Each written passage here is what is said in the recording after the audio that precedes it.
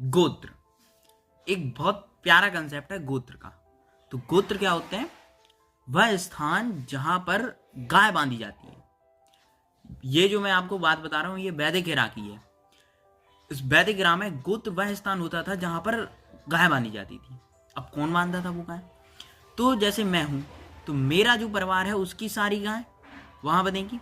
बाद में जो मेरे रिश्तेदार हैं, चाहे वो हमारे मामा तरफ के रिश्तेदार हों, चाहे हमारे दादाजी तरफ वाले रिश्तेदार हों, सभी लोग एक ही जगह पर आके गाय बांधते थे और उस स्थान को कहा जाता था गोत्र। और फिर अब कई लोग थे, कई परिवार थे, तो सबने अपने अपने उनको एक नाम दे दिया गोत्र को।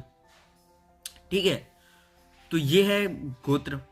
अब एक कंसेप्ट और आता है कि एक ही गोत्र में शादी नहीं होती है, क्योंकि अब जैसे एक ही गोत्र है तो उसमें जैसे एक गोत्र में शादी इसलिए नहीं होगी क्योंकि फिर वो तो एक दूसरे के रिश्तेदार हुए ना। और सेम गोत्र है आपका, आप लोग आपस में रिश्तेदार हो, आप लोग आपस में सिबलिंग लगेंगे, इसलिए एक ही गोत्र में शादी नहीं होती। अब ये बात हुई वैदिक इरा की।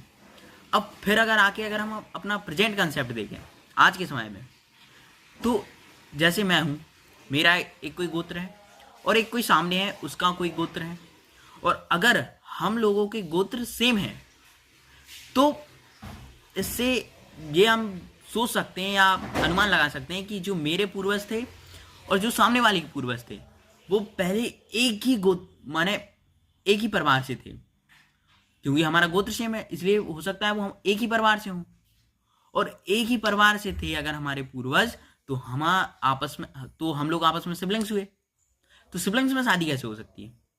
तो ये था कंसेप्ट गोत्र का। So thank you.